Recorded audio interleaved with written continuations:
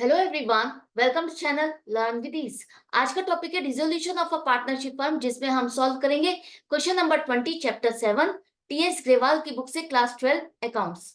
Online sessions, online classes के लिए आप मुझे इस नंबर पर व्हाट्सएप कर सकते हो अपना नाम और क्लास।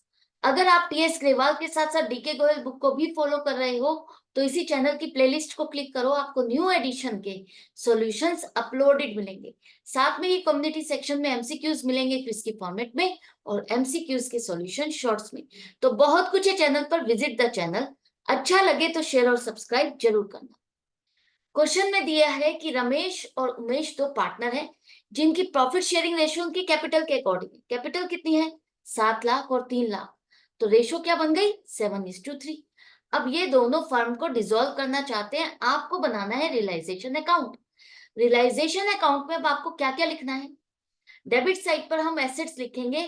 कौन सी एसेट? जो कैश में कन्वर्ट कर सकते हैं, लेकिन कैश या बैंक का बैलेंस नहीं लिखेंगे। तो सबसे पहले बैंक का अकाउंट नहीं आएगा।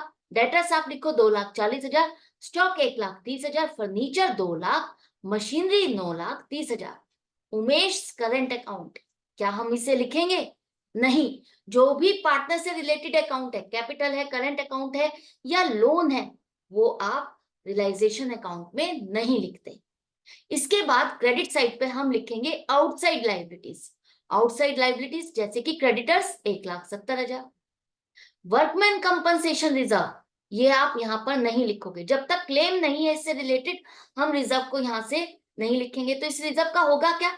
इस रिजर्व को हम पार्टनर्स में डिस्ट्रीब्यूट कर देंगे उनकी प्रॉफिट शेयरिंग रेशियो में, मतलब 7:3 के हिसाब से। इसी तरह से जनरल रिजर्व भी इन दोनों में बढ़ जाएगा इनकी प्रॉफिट शेयरिंग रेशियो के हिसाब से। रमेश का करंट अकाउंट, ये आपका रियलाइजेशन अकाउंट में नहीं आएगा और पार्टनर्स के कैपिटल अकाउंट भी हम नहीं लिखेंगे। तो डेबिट साइड में हमने सारी एसेट्स लिख ली और क्रेडिट साइड पर आउटसाइड लाइबिलिटीज लिख ली। अब एसेट्स को बेचेंगे, हमें जो पैसा मिलेगा वो कहां लिखेंगे? क्रेडिट साइड पे।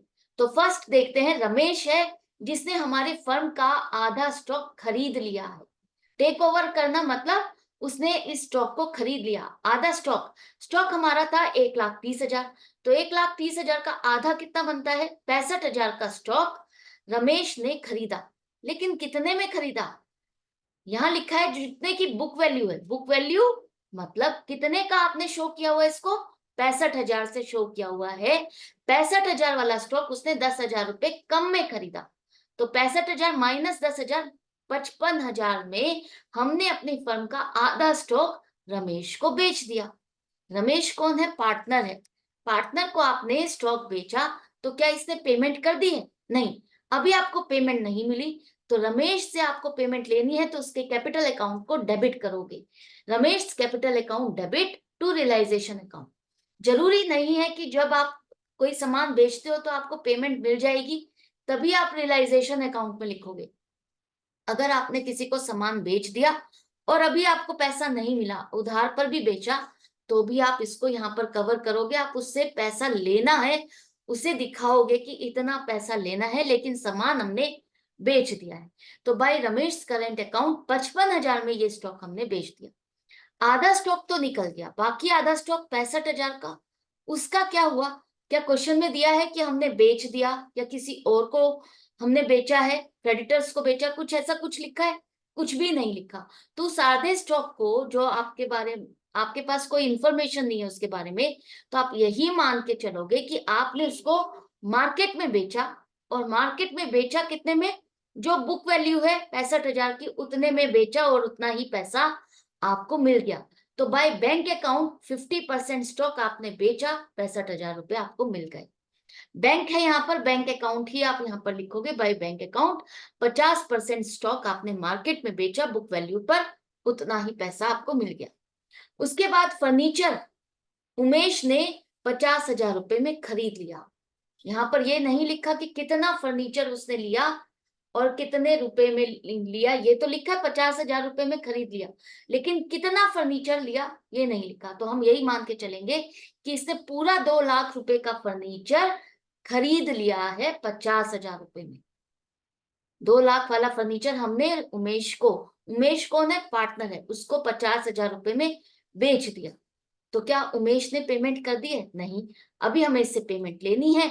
तो बाय उमेश कैपिटल अकाउंट 50,000 रुपए आपको फर्नीचर के जो लेने हैं क्रेडिट साइड पे दिखाओगे।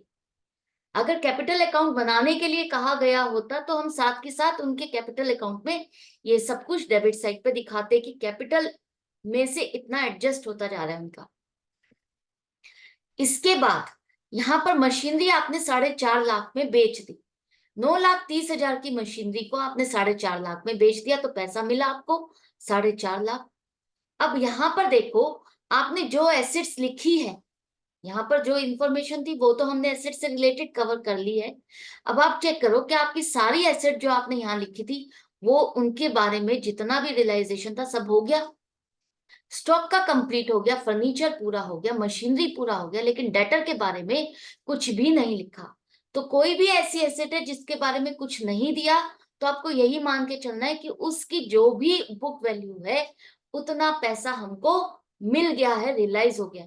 तो डेटर्स 2,40,000 के हम यही मान के चलेंगे कि पूरी पेमेंट हमको उनसे मिल गई। तो 4.5 लाख की मशीनरी बेची, 2,40,000 की डेटर से पेमेंट मिली, तो 6,90,000 रुपए by bank account credit side पे आप ये दिखाओगे। ये तो हो गई एसेट से रिलेटेड बात। अब आ जाओ लाइबिलिटीज। लाइबिलिटीज में क्रेडिटर्स के बारे में लिखा है कि हमने पूरी पेमेंट कर दी, we paid in full. Payment की है तो क्या लिखोगे? डेबिट साइड पर टू बैंक अकाउंट क्रेडिटर्स को 1,70,000 रुपए पेमेंट कर दी। अब यहाँ पर लिखा है एक अनरिकॉर्डेड बिल फॉर रिपेयर्स 1,60,000 है। कोई ऐसी लाइबिलिटी है, कोई रिपेयर का काम कराया आपने और उसको आपने बुक्स में लिखा ही नहीं। अब फर्म डिसॉल्व कर रहे हो, अब आप रिकॉर्ड थोड़ी ना करोगे। अब तो जो एंड में जो भी पैसा लाइबिलिटी आ रही है, एसेट आपके पास है, उसको बेचने पे पैसा मिलता है, वो सब रिकॉर्ड करोगे। तो अगर ये लाइबिलिटी सडन अनरिकॉर्डेड लाइबिलिटी, जैसे रिवैल्यूएशन अकाउंट में आप करते थे, वैसे ही ये अनरिकॉर्डेड लाइबिलिटी आई है आपकी 1,60,000, जिसकी पेमेंट आपने कर दी 1,40,000। तो जितने में आप सेटल कर रहे हो वही लिखोगे यहाँ पर कि हमने 1,40,000 रुपए की पेमेंट कर दी। Realisation account debit to bank account 1,40,000। सब कुछ लिखने के बाद अब बारी आती है कि हम चेक करें कि हमें प्रॉफिट आया या लॉस आया। यहाँ पर आपको लॉस आ रहा है 7,80,000 का, जिसे हम इनकी प्रॉफिट शेयरिंग रेशियो 7:3 के हिसाब से बांटेंगे।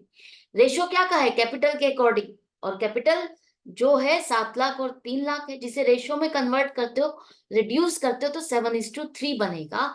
तो रमेश को 5,46,000 का लॉस और उमेश को 2,34,000 रुपए का लॉस बियर करना होगा। इन दोनों के कैपिटल अकाउंट आप इतने इतने से डेबिट कर दो। तो ये था लॉस जो कि हमने पार्टनर्स के अकाउंट में ट्रांसफर कर दिया। एंड में लिखो टोटल 18,10,000, 18,10,000। ये रियलाइजेशन अकाउंट आपका कंप्लीट हो गया। आई होप आपको अच्छे से समझ में आ गया।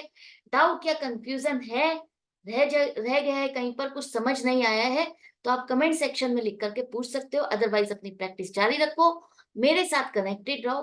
मिलते हैं नेक्स्ट वीडियो में नेक्स्ट क्वेश्चन के साथ, अपनी प्रैक्टिस जारी रखते हुए। गुड